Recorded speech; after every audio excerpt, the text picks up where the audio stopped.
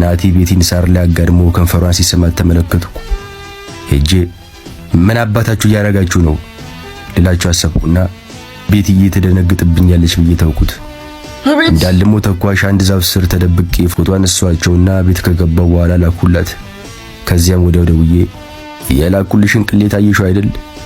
ቀን ከናቲ ጋር ምን እያረግሽ ነበር አልኳት በሚያሳዝን ድምጽ።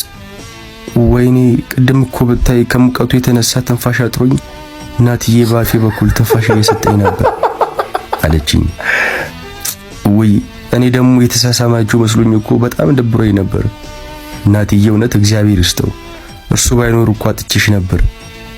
እያሾፍክ ነው? መርቄ ስልኩን ዘጋሁት። እያሾፍክ ነው? ምን አይነት እንጀራ እየበላህ ነው እንደዚህ የነፈጨልከው?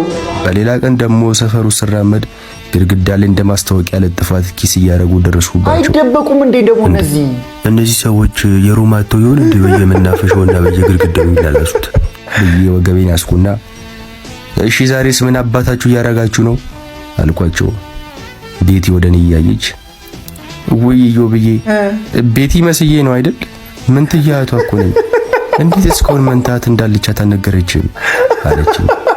እኔም ወይ የሰው መመሳሰል፣ እኔ ደግሞ እኮ ቤቲ መስለሽኝ በቃ ራሴን መቆጣጠር ተስኖኝ ነበር። አቤት የእግዚአብሔር ስራ ግን ሲገርም። በቃ ይቅርታ ረበሽኳችሁ፣ ካቆማችሁበት ቀጥሉ ብዬ መልሼ አጠብቂያቸው መንገዴን ቀጥሉ። መንትያህት ያንተ መሰከስ ነው የሚገርመኝ።